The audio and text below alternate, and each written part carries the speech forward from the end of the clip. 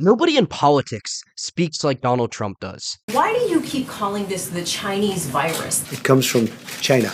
He makes these wild promises. He hypes up his base behind these promises, and then when push comes to shove and it's time to deliver, he fails. Time and time again. He backs out, he pussies out, whatever you want to call it, he fails to deliver.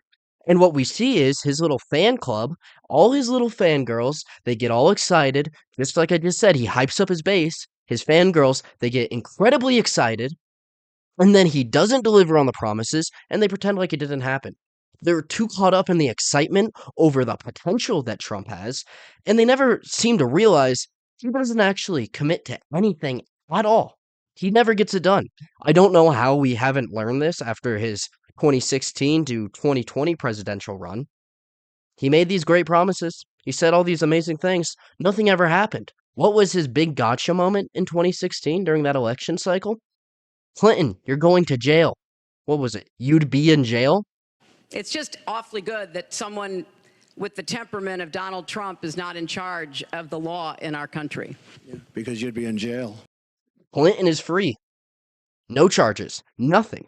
Trump, he says these things and then he never delivers on his promises. And after his first year as president in this 2020 to 2024, he didn't get anything done. Nothing. He made these promises, and not only did he not get any of them done, he's backing out of them. We're seeing this with Greenland right now. Amazing opportunity for the United States. It's in our sphere of influence. It's an incredibly rich country. It has plenty of oil reserves, gas reserves, and most importantly, mineral reserves which aren't being taken advantage of. The minerals which we could gain access to through Greenland are currently monopolized by China. Phenomenal opportunity. I know the Trump administration isn't talking about the natural resource side of things, and that's not why they're claiming to want to take Greenland. But if you have any common sense, you obviously know, I'm sure you guys watching know, what Trump partially wants to do is take advantage of these natural resources because the administration isn't stupid. That's what they want. And on top of that, we also have a great security risk. We have Chinese and Russia patrols controlling the Arctic Circle right now. They have dominance navally over the Arctic Circle. Greenland gives us access to a number of ports which could be used to increase our influence over the Arctic Circle. It's a great opportunity. And, I'm not a big war guy or anything like that. I'm not a big conqueror, but our sphere of influence, the Americas are ours. We are the greatest country in the world. I'm a nationalist. I love my nation. We're the greatest country in the world, and we could do phenomenal things with the Americas. What other country is taking advantage of the Americas? None. It's us. So it's our duty to take advantage. And let's say Trump doesn't back down. Who's going to stop us? Greenland is a bunch of Eskimos. They're not going to put up any kind of a fight. Like they can't put up a fight against Denmark. You think they're going to put up a fight against the United States? No. It wouldn't change their way of life at all. They'd be completely fine with this. It's a win-win for the Eskimos and for the United States. Denmark, what are they going to do? Call on their allies? Their allies already all backed out. Germany said they're not going to escalate things in any way. France isn't going to do anything. The EU will not do anything. And Denmark cannot stand alone against the United States. It would be suicide.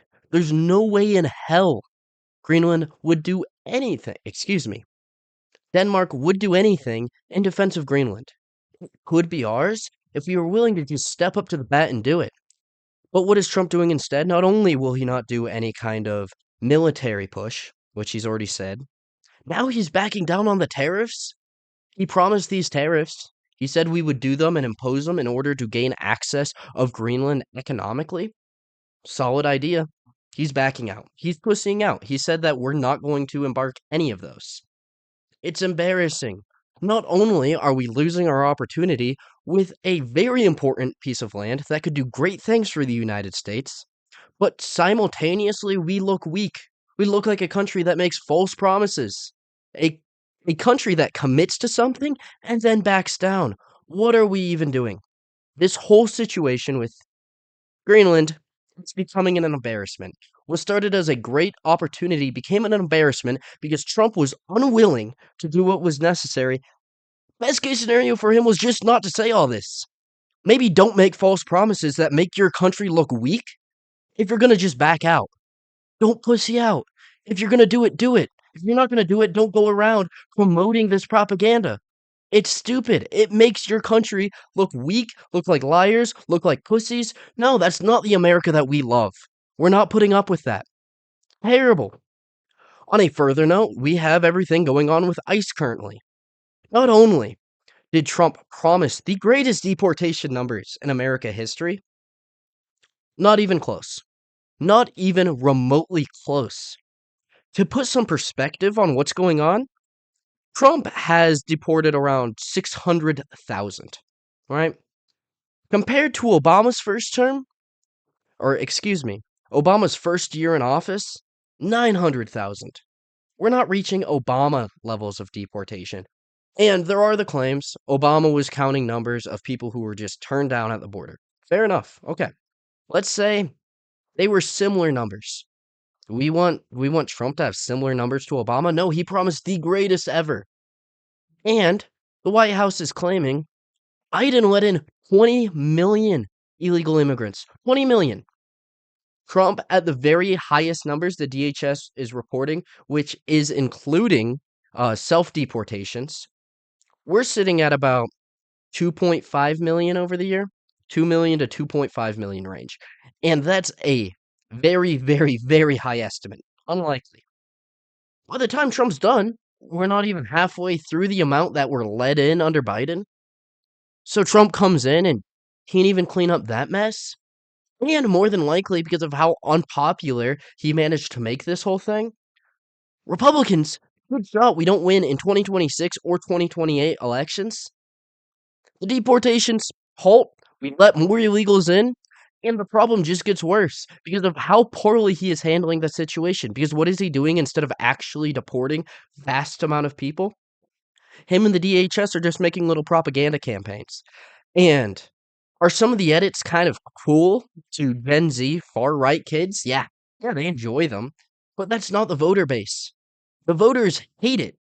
The voters, it makes ICE look cruel to the average person.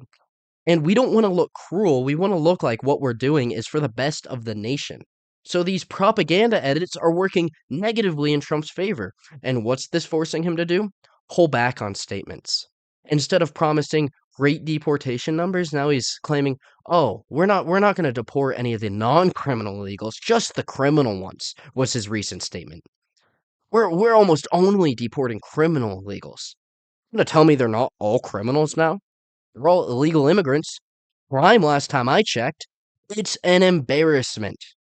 And then we have the Renee Good situation. Originally, the White House was very, very strong on it, very good on the whole situation. But now Trump all of a sudden learns Renee Good's family were Trump supporters, and now he's going to back off and say, "Oh, mistakes were made. Terrible tragedy. It was a tragedy. You were just calling this a terrorist act. You were calling this the put down of a terrorist. And now we're going to go and say, oh, it was a true tragedy."